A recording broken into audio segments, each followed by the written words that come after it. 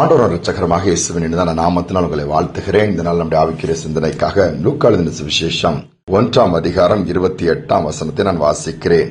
மரியாள் இருந்த வீட்டில் தேவதூதன் பிரவேசித்து, கிருபை பெற்றவளே வாழ்க, கர்த்தர் உன்னுடனே இருக்கிறார், ஸ்திரீகளுக்குள்ளே நீ ஆசீர்வதிக்கப்பட்டவள் என்று வாழ்த்துகிறான்.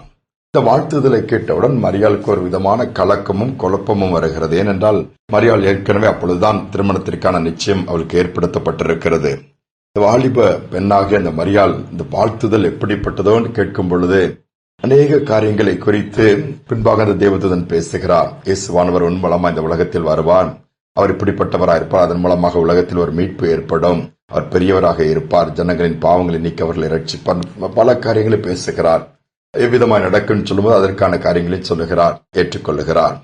பாருங்கள், வாழ்த்துதல் வாழ்க்கையில ரொம்ப முக்கியமான ஒன்று. இன்னைக்கு அவைகளை தான் பார்க்க முடியவில்லை. ஏனென்றால் எங்கு பார்த்தாலும் ஒரு எரிச்சலின் காரியங்கள், கோபம், மாம்சத்தின் கிரியைகள் அதிகமாக வெளிப்படுகிற நாட்கள் நாம் வந்துவிட்டோம். யாராவது பாருங்களா, சந்தோஷமா சரிப்பா நீ போயிட்டு வா, நல்லா இரு. கல்யாண வீட்டுக்கு போனா கூட அந்த மாதிரி வாழ்த்துதலை இப்பொழுது பார்க்க முடியவில்லை. வரிசையில நின்று கிஃப்ட கொடுத்துட்டு நல்லா இருங்கன்னு சொல்லிட்டு டக்குன்னு ஓடி போகிறதுல தான் இருக்கிறார்கள் ஒழிய மனதார இன்னைக்கு வாழ்த்துதல் குறைந்து போன ஒரு காலகட்டம். ஏனென்றால் வாழ்த்துதலில் வல்லமை இருக்கிறது. இந்த வார்த்தை வாழ்த்துதல் நிறைந்ததா இருக்குமானால், இன்னும் சொல்ல போனால் விசுவாசத்தோடு கூட வாழ்த்துவோம் என்று சொன்னால் அங்கு வாழ்க்கைகள் மாறுவதை கூட பார்க்க முடியும். ஒரு அருமையான குடும்பம், அந்த குடும்பத்தின் பக்கத்திலே இன்னொரு அருமையான குடும்பம், 2 பேரும் ஆண்டவரை ஏற்றுக்கொண்ட குடும்பத்தினர். அதுல அந்த முதல் வீட்டுல இருக்கிறவங்க பிசினஸ் பண்ணிட்டு இருக்கிறார். அவரு அடிக்கடி வெளியூருக்கு போவாரு வருவாரு. பக்கத்து வீட்டுக்காரரும் அதே மாதிரி ஒரு பிசினஸ் தான் பண்ணி கொண்டு இருக்கிறார். 2 வீட்டுல உள்ள அந்த ஒய்ஃப் எல்லாம் லோக்கல்ல வேலை பார்த்துட்டு இருக்கிறாங்க, பிள்ளைகளும் இருக்கிறாங்க.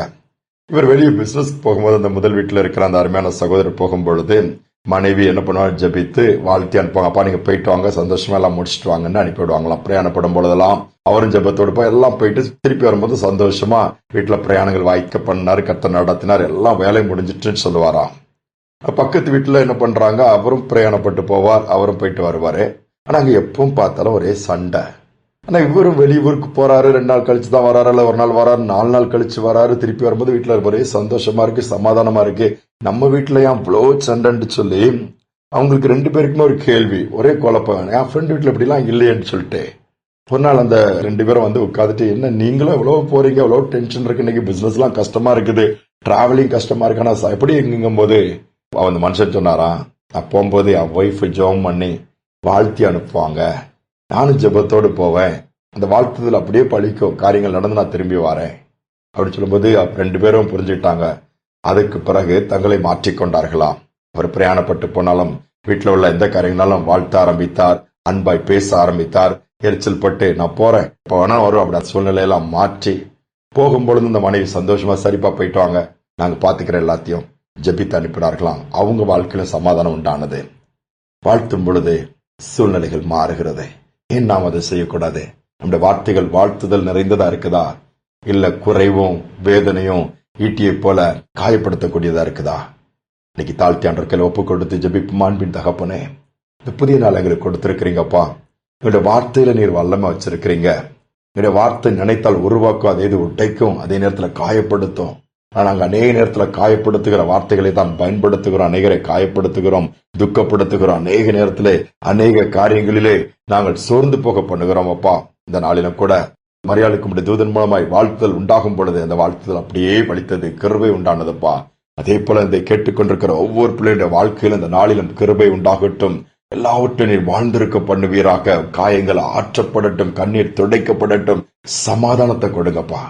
ஒவ்வொரு காரியங்களிலும் என்ன வேலை செய்தாலும், எதை ஆரம்பித்தாலும், எங்கு போனாலும் வாழ்த்தத்தக்கதாய், கிருபை உண்டாவதாக என்று சொல்லத்தக்கதாய் ஒவ்வொருவரும் இடத்திலே பயன்படுத்தும். துதிகனமை ஏற்றுக்கொள்ளும் இயேசுவின் நாமத்தில் பிதாவே, ஆமேன் ஆமேன்.